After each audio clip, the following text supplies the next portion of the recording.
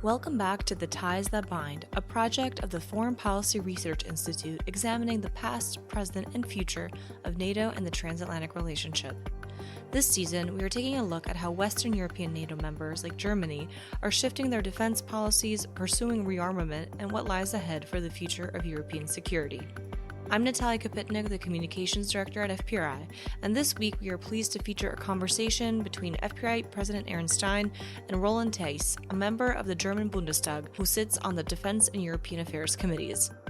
The two discuss shifts in German defense policy, the recent erosion of transatlantic trust, and a way forward on rebuilding strong U.S.-European ties. Thanks for joining us. Hello and welcome. Today I'm joined by Roland Theiss. He's a member of the German Bundestag with the CDU party. And for the purposes of this conversation, the committees that you are active on, I think we'll be talking about a lot, which is the Defense Committee and the Committee on European Union Affairs. So welcome to the show. Thank you for having me. It's nice to actually have you up in Philadelphia. I know you started in Washington and you're on your way to Boston. And I imagine that on your trip, starting in Washington on your way up, people keep asking how things are changing in Germany. I think it's fair to say, as we in the U.S. look at the future of Europe, and we look at the future of defense in Europe, we look at the German government and we understand that you prioritized non-defense spending for decades after the Cold War. I think we all did, right? And so when we obviously had major changes in 2022 with the invasion of Ukraine. You obviously sit in Parliament, you sit on the committee. Tell us about the debates that have been going on in Germany, because this comes down to guns versus butter and how your party, your government is thinking about the trade-offs in increased defense spending in an uncertain. I mean, it's true, and it's fair to say that over decades, Germany spent not enough for our own defense, and that's true for almost every European country. We didn't defend Europe as one, and we didn't meet our responsibilities because over decades, that's also true. We were not used to having enemies. When I arrived the 1st of December 1999 in the garrison where I had my military service at that time, they said to us, welcome, it's nice to have you, but actually we don't need you anymore because war in Europe, that doesn't exist anymore, at least not in that dimension in which we need so many soldiers. We were, as we told us then, encircled by friends, and therefore we had no threat assessment at all. And the first mistake that Germany and other European countries made at that time was that we thought that we can outsource our security bill to the US taxpayer. And it's fair to say that that wasn't the right decision, and that was unfair in this transatlantic partnership. Since 2022, you mentioned that correctly, things have changed, and the mindset of the Europeans and Germans has changed dramatically. And under the new government of Friedrich Merz, we are really moving fast, finally. I would love to say that we are moving fast enough, but I'm not sure. We have to move faster, but in that regard, many things have changed. We even changed our constitution, so we can spend more money on military and defense. We modified the debt brake, so really we can say today that we can spend whatever it takes to defend ourselves. We have doubled our military spending, and we're going to double it in the next 5 years again, so we can meet our NATO obligations. We have in December passed a new conscription law making military service more attractive for young men and women. We will increase our personnel in the German army from 180,000 to 260,000, and we will double our reserve force from below 100 to 200,000 men and women. We are building up infrastructure, civil and military infrastructure. We are promoting military mobility in Germany, and we are building I would say, European industrial base for defense because we need it. And our commitment, and that commitment I think is strong, is that we want together with NATO and inside NATO and together with our American partners, guarantee peace and security in Europe, because unfortunately it's in danger, and unfortunately there is a Russian aggression that won't go away so quickly. So that's perfect segue into my next question. The war, obviously, in Ukraine has changed considerably, I'd say, everybody in the West's relationship with Russia, but particularly with Germany. It famously ended the energy relationship, and ties are frozen. And I actually know, because I have a very good friend actually in Germany today, that Germany is frozen. It's very cold, just like here is in Philadelphia. And there's challenges, right? We're looking at challenges to the future of European security as it relates to what's been going on with Russia. I also think, unfortunately, it's safe to assume that Putin isn't going to be pushed from power. And so the war is not going to end with some decisive Russian defeat, perhaps that we all thought could be possible in 2023 or 2024 with some Ukrainian advances. So there's an uncomfortable position that's going to have to take place, which is, how do you see, or your country see, the Russia threat evolving in the near to medium term, and how do you appropriate funds to respond to this, and perhaps even the debates about how do you engage with a revanchist and militarized Russia? To be honest with you, Aaron, when it comes to Russia, in the last 30 years, we in Europe, and we Germans in the first place, made an enormous mistake, thinking that if we do enough trade and if we strengthen the economic ties with Russia, that could lead to a peaceful cooperation with Putin. And that maybe one day Russia will become a democracy and Putin a liberal. That was an enormous mistake, because I think one could have known earlier and before 2022, even before 2014, that Putin's goal is not peaceful cooperation in Europe, but Putin's goal is, and he said that, to reestablish a Russian sphere of influence as in the Soviet times.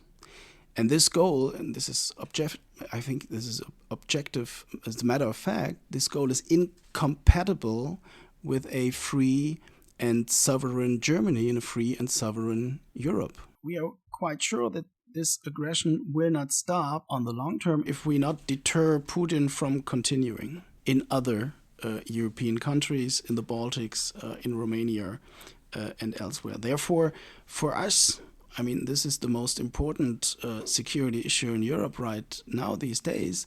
Supporting Ukraine is not only a humanitarian motivation.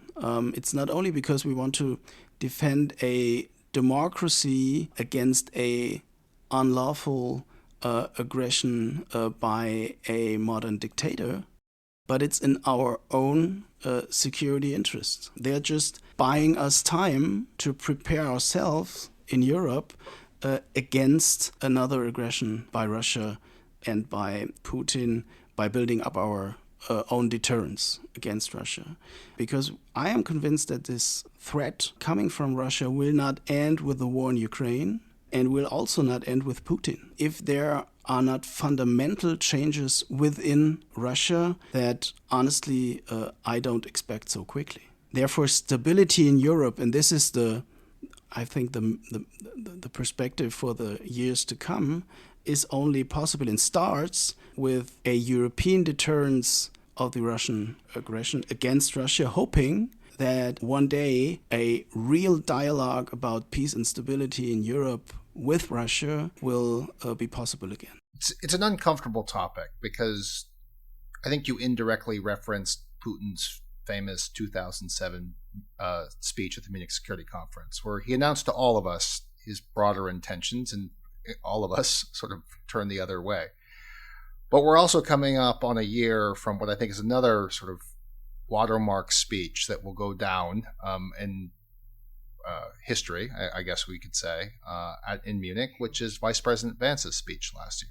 Last year's Munich Security Conference was, I think we can say, a little different than all that had come before it, especially the speech. And so walk me through how that impacted the government's relationship with the United States, and clearly a different set of terms of engagement. Different, not necessarily always terrible, but certainly different than all that has come before it.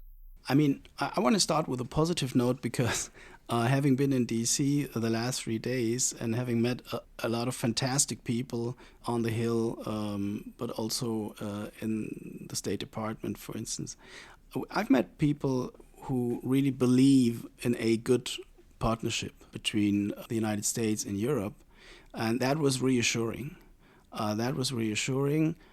Unfortunately, those who we met who were reassuring in that regard were probably not the most powerful in DC, because the rhetoric, and you mentioned the vice president's speech in Munich last year, but there are other examples: Greenland, Davos. The rhetoric of the Trump administration is more than disturbing and is destroying a lot of soft power of the United States.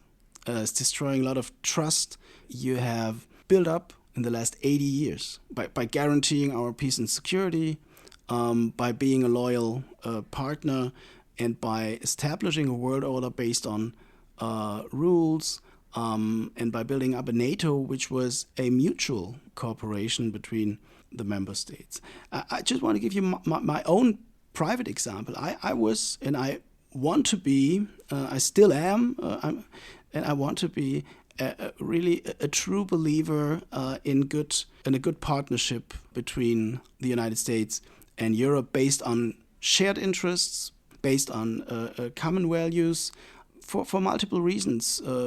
Because I know the history, because I've been in Boston on 9/11 to 2001, so I lived that trauma.